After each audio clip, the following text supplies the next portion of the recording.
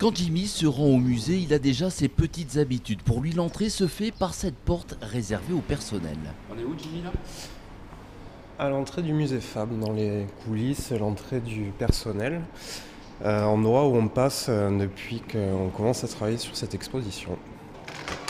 Il faut dire que depuis quelques jours, il y passe toutes ses journées pour que tout soit prêt le jour J. Dernière visite avec le conservateur du musée avant d'accueillir les journalistes pour une conférence de presse. On va avoir pas mal de monde. J'espère.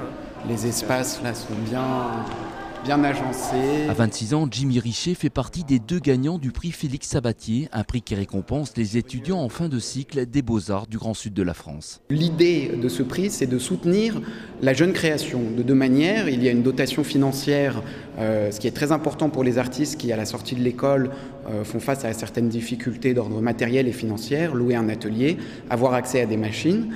Mais également, c'est un coup de pouce en termes de contenu, car des textes sont rédigés sur ces artistes, ce qui permet aussi d'avoir un regard qui est celui de l'institution sur leur travail. Pour Jimmy, un aboutissement de plusieurs années d'études aux Beaux-Arts de Montpellier, avec des hauts et des bas et beaucoup de doutes. Le chemin n'est pas toujours facile.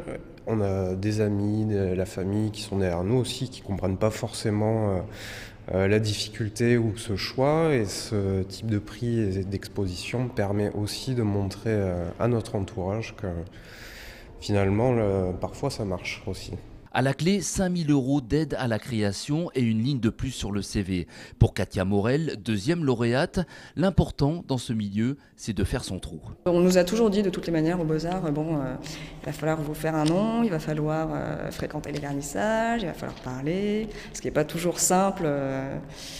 Voilà, quand on se lance là-dedans, on n'y va pas forcément pour se vendre, quoi. On y va pour réaliser avant tout des pièces et c'est ce qui nous plaît principalement. Et c'est un peu dur de s'adapter à ce double jeu de plaisir de réaliser, mais aussi d'avoir ce côté-là très vendeur et très marketing et très qui est un peu particulier.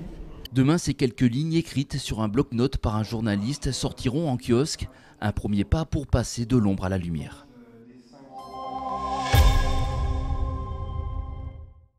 Thank you.